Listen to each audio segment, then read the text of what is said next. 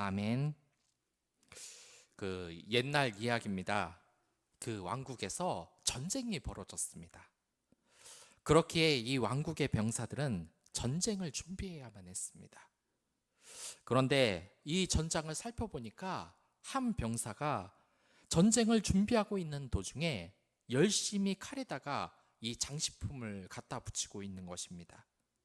이 칼에 빨간 장식이 어울릴까? 아니면 파란 장식이 어울릴까? 금색이 좋을까? 은색이 좋을까? 그런데 무엇인가 이 병사의 행동이 이상하지 않습니까? 전쟁을 준비하는 동안에는 칼을 갈아야지 왜 장식품만 꾸미고 있냐는 것입니다. 그리고 드디어 전투가 벌어지고 말았습니다. 이 병사는 어떻게 됐을 것 같습니까? 제대로 된 싸움을 아마 못했던 것은 확실할 겁니다. 그나마 이 상대방 병사가 또 제대로 준비가 안 됐다면 서로가 준비가 안 돼서 싸움이 아니라 코미디 같은 그런 난장판이 벌어질 것 같습니다.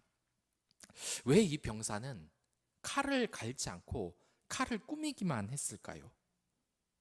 그 이유는 이 병사가 아직까지 전쟁에 대해서 제대로 실감을 하지 못해서인 것입니다. 근데 우리의 인생에도 바로 그러한 것이 있습니다.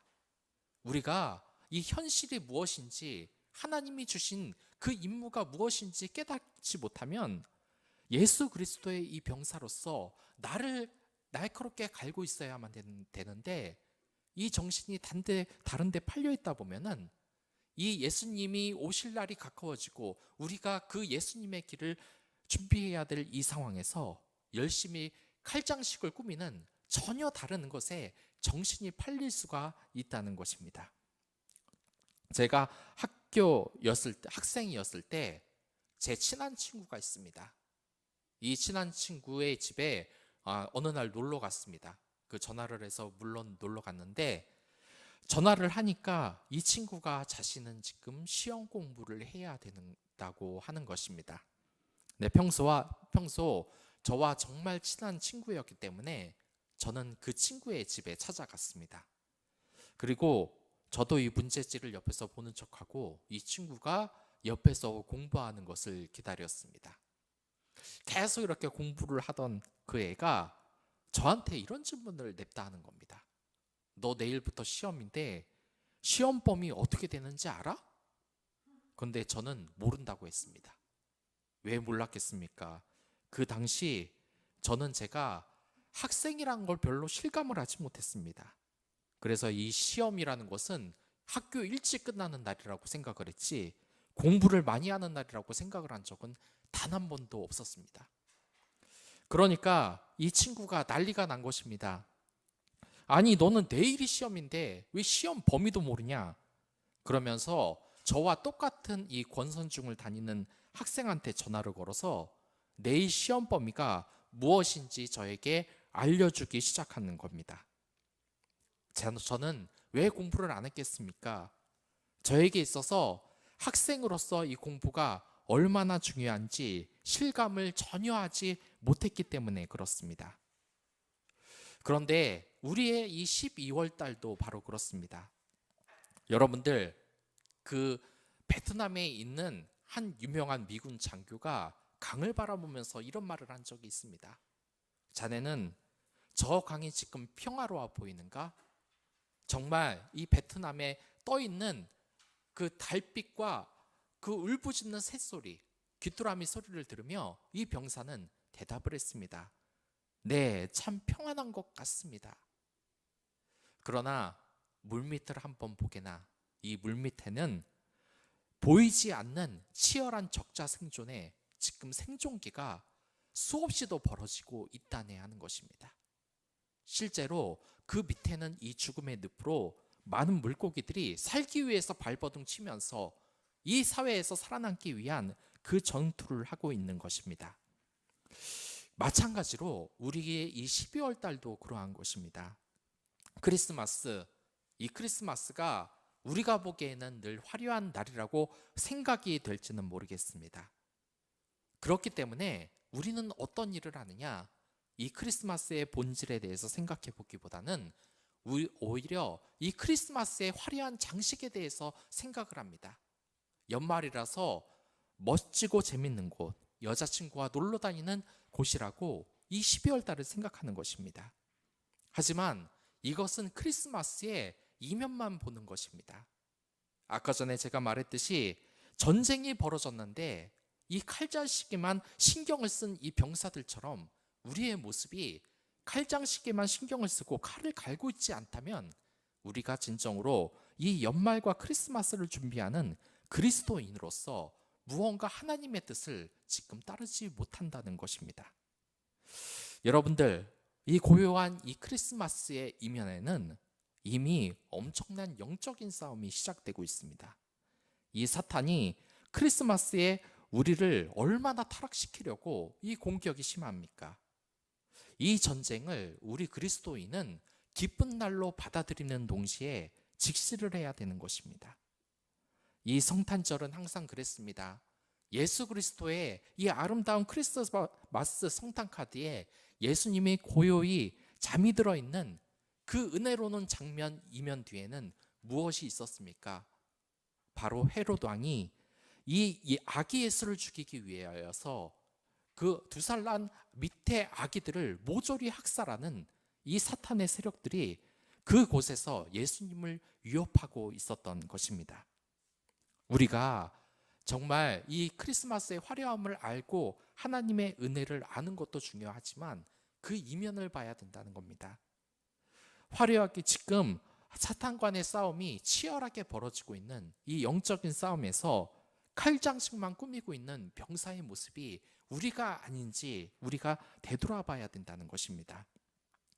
그렇기에 우리가 해야 되는 것은 뭐냐? 이 늘 12월 달에 영적인 이 괴롭힘이 심한 이때에 하나님의 병사로서 왕의 길을 준비해야 된다는 것입니다. 정말 날카롭게 칼을 갈며 이 예수님을 괴롭히는 이 사탄의 세력들, 악의 세력들에 대응할 수 있는 힘을 우리가 길러야 하는 것입니다. 그 길을 예비하는 영광이 우리에게 주어졌기 때문입니다. 오늘 내용이 그렇습니다. 이 세계의 요한은 예수님, 이 왕의 길을 준비하려고 우리에게 이야기를 하고 있습니다. 성탄절이 매번 오는 그냥 행사가 아니고 이 예수님의 길을 우리가 털을 닦고 그 앞을 만들어 나가야 되는 겁니다. 왜냐? 이제 곧 왕께서 이 자리에 오실 것이기 때문입니다. 그렇기 때문에 그 앞길을 우리가 열어내야 되는 것입니다. 그래서 이 세례 요한은 우리에게 주의 길을 예비하라고 이야기를 하는 것입니다. 그렇습니다. 우리가 이 기도를 하고 또한 말씀을 듣고 또한 이렇게 열심히 하나님을 찬양하고 이 어려운 와중에도 이웃사랑을 실천하라고 하는 이때에도 사실상 은혜롭게 말은 하지만 영적인 싸움이 치열하게 벌어지고 있는 것입니다. 그렇기 때문에 만약에 목사님들이 계속해서 기도가 필요할 때 또한 말씀이 필요하다고 말하는 것은 우리가 지금 이 위기를 알아차려야 한다는 것입니다. 이 세례 요한은 누구입니까? 바로 선지자인 것입니다. 특히 이 예수님에 관한 예언을 했던 분입니다. 이 예수님을 기다리는 이 세례 요한은 먼저 우리에게 말하는 것이 있습니다. 이 주의 길을 그냥 놔두라는 것이 아니라 우리가 먼저 주의 길을 준비하기 위해서 해야 될 것들에 대해서 지금 이 자리에서 말을 하고 있는 것입니다. 우리가 이제 영적으로 이 싸움을 준비해야 되지 않겠습니까? 그래서 이 주의 길을 예비하는 3가지 중에 그 첫 번째가 바로 무엇이냐면 먼저 주의 길을 준비하기 위해서는 우리에게 회개가 필요하다는 겁니다. 구원이 가장 중요한 문제이기 때문에 그런 겁니다. 그렇기 때문에 이 세례 요한은 주의 길을, 왕의 길을 준비하면서 회개하라, 천국이 가까웠느니라 라고 말을 하는 것입니다. 그리고 그 표시로 물세례를 주는 것입니다. 여러분들, 제가 며칠 전에 이 흥미로운 책을 한번 읽어본 적이 있습니다. 그것은 뭐냐면 그 사이코패스 테스트라는 것이었습니다. 이 진정한 회개라는 뭘까 하는 생각을 하는 도중에 이 옛날에 읽었던 책이 생각이 나는데, 이 사이코패스 테스트가 뭐냐면 답을 하는 걸 보면 이 사람이 공감 능력이 없는 그런 사이코패스인가 아닌가를 알 수 있다는 겁니다. 거기서 보니까 굉장히 잔인한 질문이 많습니다. 보면은 이렇게 보면은 음료수를 뽑았다. 그 색깔은 무엇일까? 여러분들은 무슨 색이 떠오르십니까? 이 음료수를 뽑으면은 열이면 열의 9은 대부분 이렇게 대답을 합니다. 자판기에서 음료를 뽑았는데 그 음료수의 색깔은 대부분 빨간색, 노란색, 푸른색이라고 대답을 합니다. 그런데 이 정신적으로 문제가 있는 사이코패스는 뭐라고 대답을 하냐고 하는지 아십니까? 투명하다라고 대답을 합니다. 물론 사이다 같은 이런 음료, 투명한 음료가 있지 않습니까? 그런데 왜 이렇게 그런 사람들은 투명하다고 대답을 했을까요? 그것은 이 투명한 것, 색이 없는 음료를 선택한 이유는 이것은 사이코패스가 자기 위에는 관심이 없기 때문입니다. 그렇기 때문에 무슨 색이든 생각을 안 한다는 것입니다. 그리고 이 사이코패스의 이 질문을 또 있는데, 괴한이 흉기를 들고 침입을 했다. 그러면 당신은 대체 어디에 숨을 것이냐라는 질문을 했습니다. 그러자 대부분의 사람들은 다 이렇게 합니다.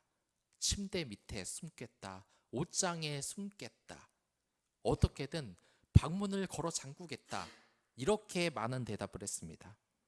그런데 이 사이코패스가 뭐라고 대답을 했는 줄 아십니까? 뭐라고 대답을 했냐면 그 사람을 공격할 수 있는 위치에 숨어 있겠다라고 했습니다. 또한 이 어떤 사람이 이렇게 말했습니다. 당신이, 이게 마지막 질문인데, 거울을 봤습니다. 근데 당신의 모습을 보니까 너무나 못생기고 흉하게 비치었습니다. 왜 그렇다고 생각을 합니까? 라고 했을 때 대부분의 사람들은 이렇게 대답을 한다고 합니다. 내가 못생겼기 때문에, 내가 외모를 잘 꾸미지 않았기 때문에, 내가 뚱뚱하기 때문에.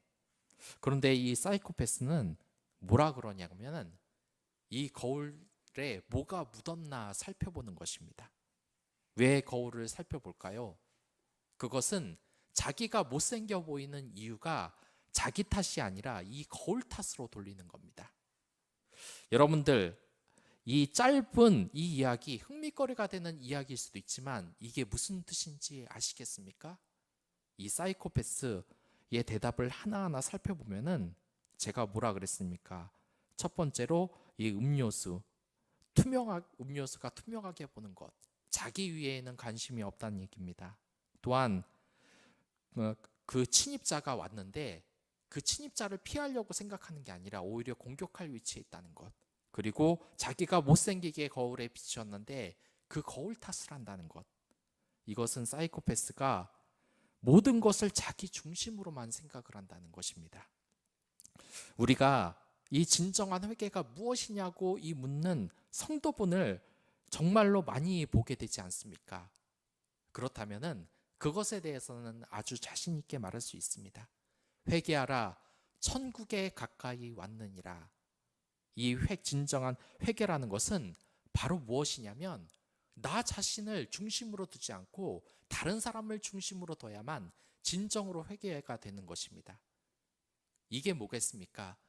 자기 자신을 중심으로 두지 않고 다른 것에 중심을 두는 사람만이 하나님 사랑과 이웃 사랑을 실천할 수 있는 것입니다. 이 교회에서 정말 분란이 많이 일어납니다. 모두들 자신의 색안경을 보고 이 교회 공동체를 바라본다면 우리의 이 교회는 혼란스러울 수밖에 없고 사탄의 지배를 받을 수밖에 없습니다. 회개하는 사람들이 여러분들이나 저나 단 한 명도 교회의 공동체에 없다면 이 공동체는 반드시 무너지게 되어 있는 것입니다. 한 유명한 목사님이 있었습니다. 이 유명한 목사님은 대단히 어린이 사역에 그, 많은 그 아이들을 일으켜서 지금도 교회 학교로 굉장히 유명해진 그 교회입니다. 군산에 있는 이 교회는 처음에는 이런 모습이 아니었습니다.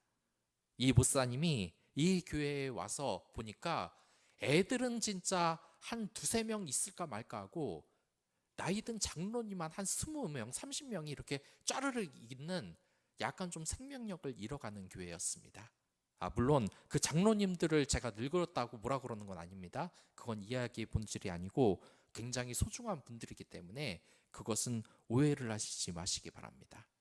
아무튼 이 목사님은 그곳에 이제 초빙을 받아서 담임 목사님으로서 설교를 하는데 이 금요 기도회 때 이 설교를 하는데 한여름이었습니다. 저기 에어컨이 고장이 나서 온몸에 땀이 나는 겁니다. 그러자 이 겉에 있는 이 마이를 벗고 양해를 구하고 설교를 하고 이 기도회를 마쳤습니다. 그런데 마치자마자 한 장로님이 화가 난 얼굴로 이 목사님을 찾아가면서 이야기를 하는 겁니다. 목사님, 단상에 섰으면 격이 있는 모습을 보여줘야 되지 않습니까? 왜 함부로 마이를 벗습니까? 목사님의 그 모습을 보니까 저에게 전혀 은혜가 되지 않았습니다. 라고 이야기를 하는 것입니다. 이런 게 무엇입니까? 우리의 자세가 이러면 진정한 회개가 일어나기 어렵다는 겁니다. 예배를 받으시는 분은 하나님입니다. 나의 기준으로 이 교회의 목사님을 판단하고 교회의 성도를 함부로 판단해서는 안 된다는 것을 우리는 알아야 되는 것입니다. 여기에서 이 세례 요한은 물세례와 불세례에 대해서 그 구별을 하는 게 나오는데, 여러분들 일단 요한은 물세례를 줬습니다. 그리고 성령 세례를 주지 않았습니다. 이게 무슨 차이인지 아십니까? 이 요한이 주는 이 물세례는 구원을 받지 못하는 세례입니다. 그리고 이 성령 세례는 구원을 받을 수 있는 세례입니다. 지금 이 요한은 물세례밖에 줄 수가 없습니다. 여러분들 흔히 하는 착각 중에 하나가 이 교회에 나와서 세례식에서 세례 받았다고 구원을 받는가? 그런데 절대로 구원을 받지 못합니다. 오히려 구원과 아예 상관이 없습니다. 진짜 구원은 여러분들이 예수님을 믿고 받는 그 성령 세례를 통해서만 구원을 받을 수 있는 것입니다. 예수님을 진정으로 영접하는 그 마음으로 이 보이는 이 물세례가 아니라 성령 세례를 받아야만 구원을 받을 수 있는 것입니다. 이게 무슨 뜻인지 아시겠습니까? 이 세례 요한이 우리가 주는 이 물세례는 거칠일 뿐이며 우리가 진정으로 받아야 될 것은 이 성령 세례인 것을 이 세례 요한이 알았던 겁니다. 그렇기 때문에 진정한 성령 세례로 나가기 위하여서 예수님처럼 정말 하나님 사랑과 이웃 사랑을 실천하라고, 진정으로 회개하라고 이야기를 하는 것입니다. 그러니까 바로 이 성령 세례를 받은 사람은 나를 중심으로 두는 게 아니라 다른 사람 회개해서 다른 사람의 기준, 하나님과 이웃에게 그 기준을 돌리는 사람이라는 바로 그것을 우리가 알아야 되는 것입니다. 근데 오늘 주제는 아니지만 첨가로 말을 해준다면, 그렇다면 이 교회에서 물세례를 대체 왜 할까? 구원과도 관계가 없는 이 물세례를 왜 할까라고 질문을 하실 수 있습니다. 그러나 이것은 한마디로 어떤 준비의 단계, 그리고 공동체에 들어오는 위식으로 생각을 하시면 되겠습니다. 왜냐? 이 물세례가 없다. 이 물세례가 없으면은 이 교회에서 누가 지금 예수님을 내가 믿었고 내가 진정한 이 교회의 형제 자매가 됐는지 사람의 눈으로 구별할 수 있는 것, 그리고 그것을 축하해 줄 수 있는 그러한 것이 없기 때문에 하는 것입니다. 그렇기 때문에 이 물세례가 전혀 쓸데가 없다고 말을 하는 것은 아닙니다. 다만 그러한 것이 있습니다. 구원은 우리 예수님이 주는 성령 세례에만 있고 우리에게는 물세례가 있습니다. 우리는 이 물세례로 영혼을 구원할 수는 없지만 씨는 뿌릴 수 있습니다. 왕의 길을 예비할 수는 있는 것입니다. 그렇기 때문에 나중에 주인공이신 이 예수님이 그 성령 세례를 주기를 우리는 기다려야 되는 것입니다. 늘 자신을 낮추어 이 세상 사람들에게 진정한 물세례를 줄 수 있는 것이 바로 우리의 역할이라는 것입니다. 그리고 우리가 이 두 번째로 이 주님의 길을 준비하기 위해서는 어떠한 것을 해야 되냐면 바로 영향력을 가져야 되는 것입니다. 여러분들 어떻게 되는 건지 아십니까? 이 불을 가까이 하면 이 얼음들이 어떻게 되겠습니까? 이 얼음들은 다 녹게 됩니다. 그리고 우리가 얼음 곁에 가까이 되면 어떻게 되겠습니까? 우리의 몸은 추워지기 마련입니다. 그리스도인이 진정으로 이 왕의 길을 준비하려면 두 번째로 영향력이 있어야 되는 것입니다. 불의를 가까이 하는 사람들이 전혀 따뜻함을 느끼지 못하고 얼음을 가까이 하는 사람들이 전혀 시원함을 느끼지 못한다. 그리스도인도 마찬가지입니다. 내가 교회에 다니고 있고 주변 사람들을 위하여서 기도하고 있는데 내 직장 그리고 내 주변의 사람들은 늘 악의를 갖고 나에 대해서 전혀 은혜를 느끼지 못한다. 저 사람을 보면은 그리스도인 같아서 내가 변화가 될 것 같고 저 사람과 함께 있고 싶다. 꼭 예수님이 있다면 저 사람에게 풍겨나오는 저런 이미지가 아닐까라는 이 영향력이 없다면 우리는 왕의 길을 준비할 수 없는 것입니다.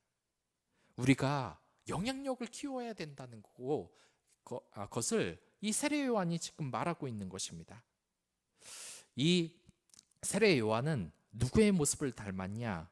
왕하 1절 8절을 보면 이 엘리야를 닮았습니다. 엘리야도 털이 많은 사람이고 허리에 가죽들을 띄었다는 겁니다. 세례 요한의 모습은 선지자 엘리야를 닮았습니다. 우리도 이러한 세례 요한의 모습을 담기 시작해야 된다는 것입니다. 그 영향력을 담기 시작해야 된다는 겁니다. 우리 선지자의 특징이 뭡니까? 주변 사람들에게 영향력을 끼친다는 겁니다. 그러니까 말씀과 기도에 능력이 나타나는 겁니다. 이 기도와 그 찬양의 능력, 진정한 하나님 사랑과 이웃 사랑의 그 노력을 위하여서 끊임없이 하나님께 위지하는 사람만이 이 영향력이 진정으로 나타날 수 있다는 것입니다. 그리고 마지막으로 이 왕의 길을 준비하기 위해서는 우리가 겸손함을 가져야 된다는 겁니다. 이 세례 요한은 겸손함을 가진 사람이었습니다. 이 요한이 어떤 위치에 있던 사람인지 아십니까? 그 말씀 마태복음 7장 28절을 보면 얼마나 대단했냐면 예수님도 여자가 낳은 자 중에 요한보다 큰 자가 없도다라고 말을 할 정도로 이 세례 요한의 그 힘은 정말 강력을 했습니다. 하지만 여러분들 이 세례 요한이 어떠한 사람이었습니까? 진정한 메시아인 예수님이 물세례를 받기 위해 앞으로 나왔을 때 자신은 그의 신발끈도 맬 자격이 없다. 그의 신발도 들 자격이 없다고 자기 스스로를 낮추었습니다. 여기에서 이 신발이라는 것은 바로 모세의 때에도 나왔는데 신발은 더러운 것이 묻습니다. 이 세상을 다니면서 흙먼지가 묻습니다. 그 더러운 것조차 내가 맬 자격이 없다, 들 자격이 없다는 것은 예수님의 더러운 것, 이 세상에 죄를 메고 있는 우리 자신이 예수님의 그 더러운 것도 들 수 없을 정도로 미약하고 작은 자라는 것을 지금 이야기하는 것입니다. 우리가 정말 하나님의 이 은혜를 함께 찬양하기 위해서는 우선 이렇게 주의 길을 준비하시기 바랍니다. 첫 번째로 해야 될 것은 바로 우리가 진정으로 회개해야 된다는 것, 내가 아니라 다른 사람을 중심으로 이야기해야 된다는 것, 그리고 두 번째로 해야 될 것은 바로 우리가 영향력을 가져야 된다는 것, 그리고 세 번째로 해야 된다는 것은 우리가 겸손함을 가져야 된다는 것입니다. 이렇게 크리스마스가 다가오고 있습니다. 그렇기 때문에 하나하나 우리가 주의 길을 준비할 수 있는 것이 무엇이 있는지 생각해 보시기 바라겠습니다. 교회에서 트리를 할 수도 있고 그 작은 것도 결코 작은 것이 아닙니다. 또한 이 연말 때 사랑하는 사람들에게 카드를 쓸 수도 있습니다. 그들에게 예수님의 은혜를 전해줄 수 있습니다.